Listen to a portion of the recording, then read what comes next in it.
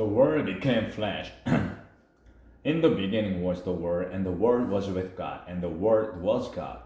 He was with God in the beginning. Through him all things were made. Without him nothing was made that has been made. In him was life, and that life was the light of men. The light shines in the darkness, but the darkness has not understood it. There came a man who was sent from God. His name was John. He came as a witness to testify concerning that light, so that through him all men might believe. He himself was not the light. He came only as a witness to the light. The true light that gives light to every man was coming to the world. He was in the world, and though the world was made through him, the world did not recognize him. He came to that which was his own, but his not one did not receive him. Yet to all who received him, to those who believed in his name, he gave the right to become children of God. Children born not of natural descent, nor human decision, or husband's will, but born of God. The Word became flesh and made his dwelling among us. We have seen his glory, the glory of the one and only, who came from the Father, full of grace and truth. John testifies concerning him. He cries out, saying, "This was he of whom I said, He who comes after me surpassed me, because he was before me." From the fullness of his grace we have all received one blessing after another. For the law was given through Moses, grace and truth came through Jesus Christ. No one has ever seen God, but God, the one and only, who is at the Father's side, has made him known. John the Baptist denies the being the Christ.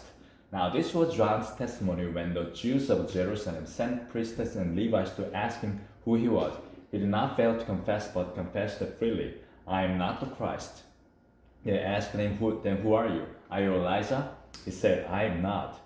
"Are you the prophets?" He answered, "No." Finally they said, "Who are you? Give us an answer to take back to those who sent us. What do you say about yourself?" John replied in the words of Isaiah the prophet, "I am the voice of one calling in the desert, make straight the way for the Lord." Now some Pharisees who had been sent questioned him, "Why then do you baptize if you are not the Christ, or no Elijah, nor the prophets?" "I baptize with water," John replied, "but among you stands one you do not know.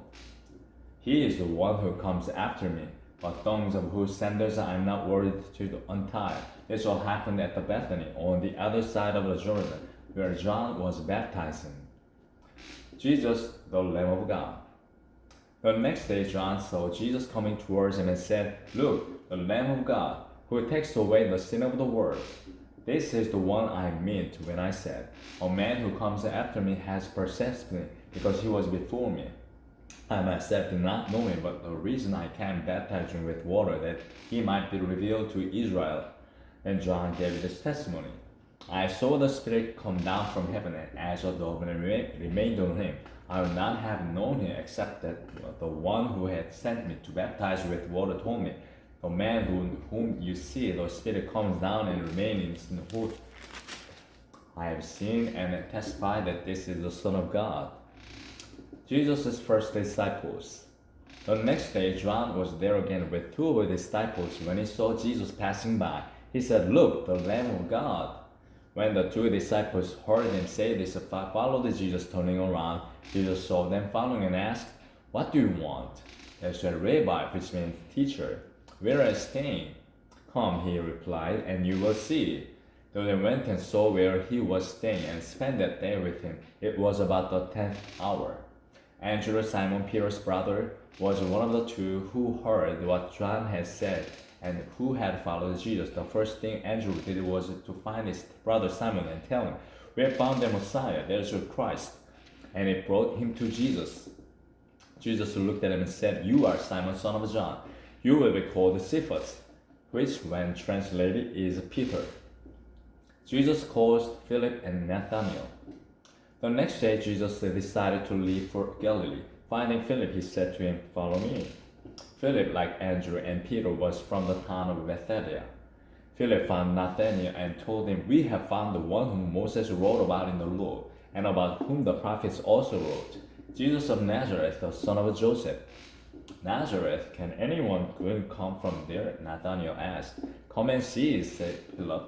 When Jesus saw Nathanael approaching, he said of him, Here is a true Israelite in whom there is nothing false. How do you know me? Nathanael asked. Jesus answered, I saw you while you were still under the fig tree before Philip called you. And then Nathanael declared, Rabbi, you are the Son of God. You are the King of Israel.